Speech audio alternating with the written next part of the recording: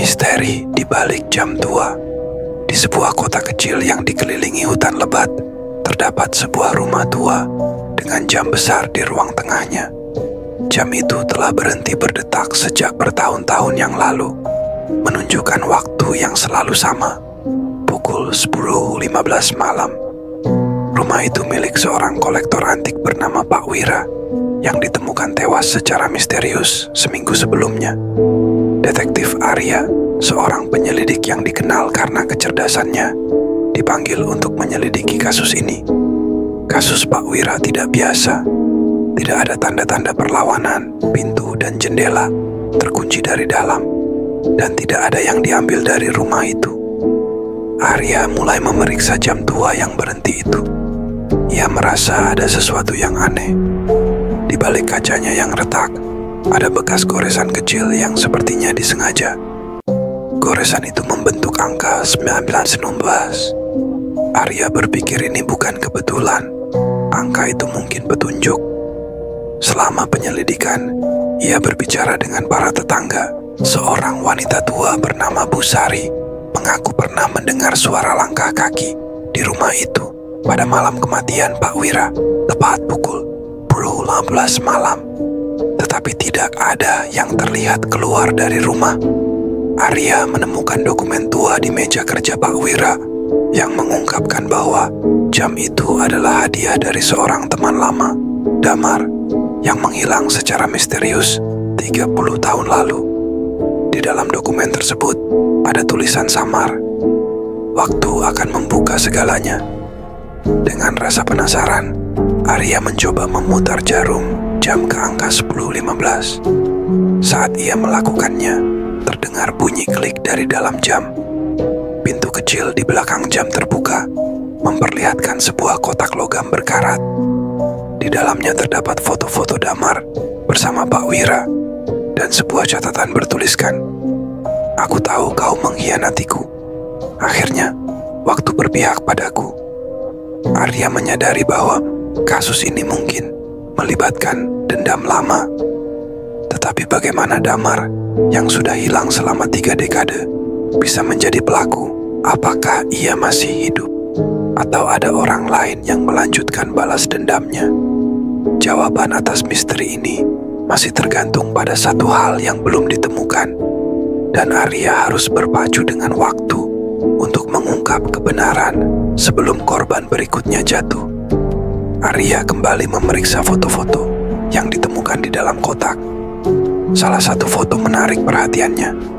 Damar dan Pak Wira berdiri di depan rumah tua yang sama, tetapi ada perbedaan kecil. Di sudut foto terlihat ukiran di dinding rumah yang kini tidak ada lagi. Arya menyadari bahwa bagian rumah itu telah direnovasi. Ia segera memeriksa sudut yang sama di rumah Pak Wira. Setelah mengetuk-ngetuk dinding, ia menemukan bahwa salah satu panel kayu terdengar kosong. Dengan hati-hati, ia menjungkil panel itu dan menemukan ruang rahasia. Di dalamnya ada tumpukan dokumen tua dan satu buku harian milik Damar. Buku itu mengungkapkan kebenaran mengejutkan. 30 tahun lalu, Damar dan Pak Wira adalah mitra bisnis. Dalam perdagangan barang antik, mereka menemukan jam tua tersebut di lelang. Tetapi jam itu ternyata menyimpan rahasia.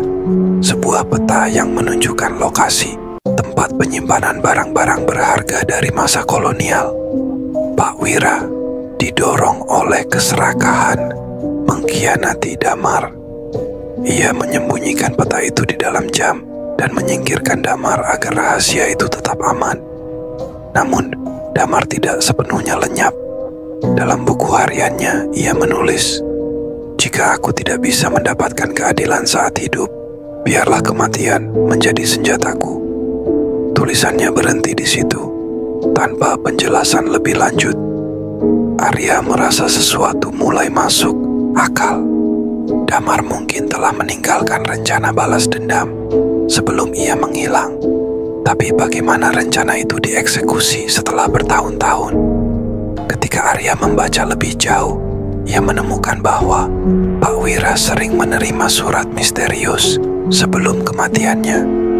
Surat-surat itu berisi ancaman dengan tanda tangan berbentuk jam. Polisi sebelumnya menganggap surat itu lelucon, tetapi Arya tidak berpikir demikian. Ia menyelidiki arsip surat-surat itu dan menemukan satu petunjuk penting. Cap pos di setiap surat berasal dari kota kecil di luar hutan. Arya memutuskan untuk menyusuri jejak ini. Ia pergi ke kota kecil itu dan menemukan sebuah rumah yang tampak tidak terurus, dengan jam besar tergantung di dinding luar. Di dalam rumah, ia bertemu seorang pria tua bernama Pak Narto, yang ternyata adalah saudara jauh Damar. Pak Narto dengan wajah penuh kesedihan mengakui semuanya. Damar memberitahuku rencana balas dendamnya sebelum ia meninggal. Aku hanya melanjutkan apa yang ia mulai. Aku tidak membunuh Pak Wira. Aku hanya ingin dia menderita seperti Damar. Namun, Arya tidak yakin dengan pengakuan ini. Sebuah detail tidak cocok. Surat terakhir dikirimkan tepat pada malam kematian Pak Wira. Dan tidak mungkin Pak Narto yang melakukannya, karena kondisi fisiknya yang lemah. Malam itu, Arya kembali ke rumah tua Pak Wira. Ia duduk di ruang tengah, tepat di depan jam, yang menunjukkan pukul 10.15. Ia memutuskan untuk menunggu dan melihat apa yang terjadi. Ketika jarum jam mendekati pukul 10.15, ia mendengar langkah kaki dari lantai atas. Langkah kaki yang tidak seharusnya ada, karena rumah itu kosong. Ketegangan memuncak. Apakah ini kerja seseorang? Ataukah benar-benar roh Damar yang kembali untuk menuntut keadilan? Arya tahu ia harus mencari tahu, meski nyawanya mungkin dipertaruhkan. Langkah kaki di lantai atas semakin jelas. Arya dengan jantung berdebar, meraih senter, dan memutuskan untuk naik ke lantai 2. Tangga kayu berderit di bawah langkahnya, menambah suasana mencekam. Sesampainya di lantai atas, ia melihat pintu ke kamar utama sedikit terbuka, seolah mengundangnya masuk. Ia mendorong pintu itu perlahan. Ruangan gelap gulita, hanya diterangi cahaya bulan yang masuk melalui celah tirai. Di tengah kamar, ia melihat sesuatu yang membuatnya tertegun. Sebuah kursi goyang tua bergerak perlahan, seperti didorong oleh angin. Tapi ruangan itu tertutup rapat, tidak ada angin yang mungkin masuk. Arya mendekati kursi itu, dan tiba-tiba ia mendengar suara pelan, seperti bisikan. Suara itu samar, tapi jelas. Kau mengambil yang bukan milikmu. Arya merasakan hawa dingin di tengkuknya, tapi ia tetap tenang. Ia menyalakan senter ke sekeliling ruangan, dan melihat sesuatu yang tidak biasa di dinding. Bayangan seseorang berdiri di dekat jendela. Namun, saat ia menyorotkan senter ke arah itu, tidak ada siapapun. Arya mulai memeriksa ruangan lebih teliti. Ia menemukan sebuah kotak kecil di bawah tempat tidur. Di dalam kotak itu ada peta tua yang sama, persis dengan yang disebutkan dalam buku harian Damar. Namun, ada satu tambahan. Sebuah catatan kecil bertuliskan, "Aku selalu memperhatikan. Keadilan akan datang pada waktunya." Arya segera menyadari sesuatu yang penting. Peta itu mungkin menjadi alasan mengapa Pak Wira terbunuh. Tapi siapa yang membunuhnya? Pak Narto mengaku hanya ingin menakut-nakuti. Tapi jelas ada orang lain yang memiliki niat lebih gelap. Arya kembali ke lantai bawah, mencoba menyusun kepingan teka-teki. Namun, sebelum ia sempat berpikir lebih jauh, suara denting jam yang telah lama mati tiba-tiba terdengar. Jam tua itu berdetak, meskipun tidak pernah diperbaiki. Arya melihat ke arahnya, dan jarum jam bergerak perlahan, berhenti tepat di pukul 10.15. Saat itu, pintu depan rumah terbuka dengan keras. Di ambang pintu berdiri seorang pria yang tidak pernah ia duga akan muncul, Pak Narto. Tapi sesuatu berbeda. Wajahnya tidak lagi lemah seperti yang ia lihat di rumah sebelumnya. Pak Narto berjalan masuk dengan langkah mantap, Matanya tajam menatap Arya. "Kau menemukan peta itu, bukan?" tanya Pak Narto dengan suara tenang tetapi dingin. "Damar akan bangga padaku. Dia tidak akan pernah terhenti sampai kebenaran terungkap." Arya menyadari bahwa Pak Narto lebih terlibat dari yang ia akui. Tapi bagaimana pria tua ini bisa memiliki kekuatan dan keberanian seperti ini? "Pak Narto, apa yang sebenarnya terjadi pada malam kematian Pak Wira?" tanya Arya, mencoba menjaga ketenangannya. Pria itu tersenyum tipis. "Pak Wira tahu waktunya sudah tiba, tapi aku hanya alat. Ada hal-hal yang lebih besar dari manusia biasa." Seketika suasana menjadi mencekam. Lampu di ruang itu berkedip-kedip, dan suara jam semakin keras, seperti sebuah lonceng besar yang berdentang di kejauhan. Arya merasakan udara di sekitarnya semakin dingin. Siapa yang memimpin permainan ini, Pak Narto? Apakah ini tentang dendam atau sesuatu yang lebih dari itu? Desak Arya. Pak Narto tidak menjawab. Sebagai gantinya, ia menunjuk ke jam tua itu. "Jawaban semua pertanyaanmu ada di sana, tapi bersiaplah, karena waktu tidak hanya membawa keadilan, waktu juga menghukum."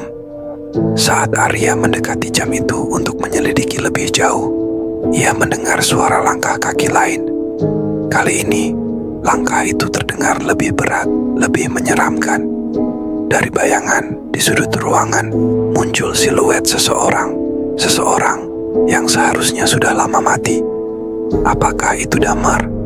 Atau sosok lain yang lebih gelap dari sekadar dendam lama?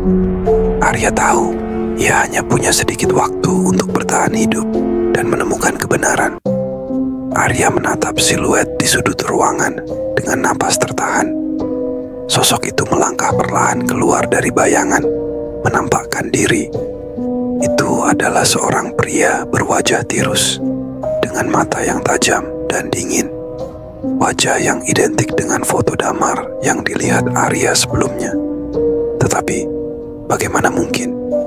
"Damar," Arya berbisik setengah tak percaya. Sosok itu tidak menjawab. Ia hanya berdiri memandang Arya dengan intensitas yang membuat bulu kuduknya berdiri.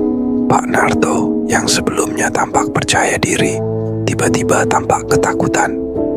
Ia melangkah mundur, lalu berbisik dengan suara gemetar, "Aku hanya ingin membantu. Kau tidak seharusnya kembali." Arya menyadari ada sesuatu yang lebih besar dari sekadar dendam biasa. "Damar," katanya dengan suara tegas. "Apa yang sebenarnya terjadi? Apa yang kau inginkan?" Sosok itu akhirnya berbicara. Suaranya pelan tetapi penuh amarah. "Aku tidak pernah pergi. Wira mengambil segalanya dariku. Bukan hanya harta, tapi juga hidupku. Aku terperangkap di antara waktu. Dan waktu adalah satu-satunya sekutuku sekarang." Arya mencoba mencerna kata-kata itu. Damar tidak sepenuhnya hidup, tetapi juga tidak sepenuhnya mati. Ia seperti bayangan yang terjebak, terikat pada jam tua itu. Jam yang menjadi saksi pengkhianatan dan balas dendamnya.